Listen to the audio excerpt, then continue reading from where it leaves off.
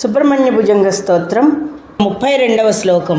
జయానంద భూమ జయాపారధామ జయామోఘ కీర్తే జయానందమూర్తే జయానంద సింధో జయాశేషబంధో జయత్వం సదా ముక్తిదానే సూనో. జయానంద భూమ, ఆనందాతిశయము గలవాడా, ఎప్పుడు ఆనకండి.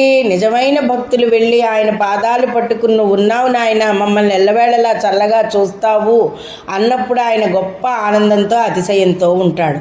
మరలా ఇంకెప్పుడు ఉంటాడండి? తన తల్లిదండ్రుల్ని పూజించిన వారికి, తన అన్నగారిని పూజించిన వారికి ప్రతినిత్యం ఆ ఇంట్లో జయ జయధ్వనులతో దీపారాధన చేసి పూజ చేసుకుంటున్న వారికి ఎల్లవేళలా భగవన్నామాన్ని స్మరిస్తున్న చోట సుబ్రహ్మణ్యేశ్వరుడు ఆనందాతిశయంతో ఉంటాడు.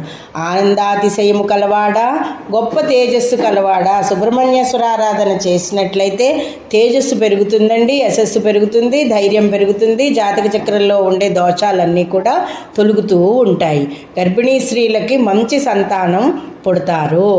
వాళ్ళు మంచి యశస్సుతోటి తేజస్సుతోటి పుడతారు. సంపూర్ణ ఆయురారోగ్యాలతో ఉంటారు. బాలారిష్ట దోషాలు లేకుండా ఉంటాయి. తర్వాత గొప్ప యశస్సు కలవాడా, ఆనందరూపుడా. ఆ ముఖాన్ని చూడగానే మనకి ఆనందంగా ఉంటుంది.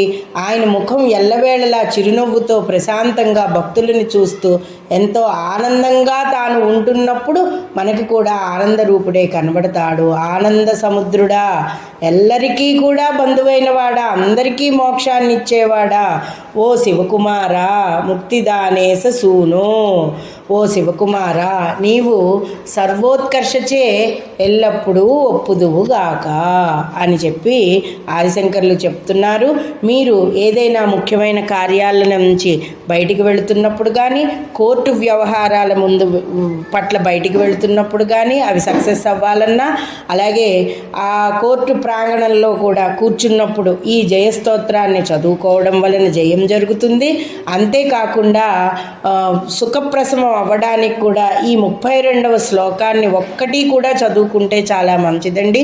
ఇంటర్వ్యూలకి వెళ్ళేటప్పుడు, పరీక్షలు రాసేటప్పుడు, అలాగే పెళ్లి చూపులు, ఇవాళ పెళ్ళిళ్ళు కుదరడం, అలాగే లోన్లకు వెళ్ళడం, ఇలాంటివి అన్నప్పుడు కూడా ఈ 32వ శ్లోకాన్ని పారాయణ చేసుకుని చదువుకున్నట్లయితే గనక సుబ్రహ్మణ్యేశ్వర అనుగ్రహం కలుగుతుంది. ఆయన జగద్గురువు కదా, మరి మనకి ఆయన అనుగ్రహం మనకి ఎల్లవేళలా ఉంటుంది.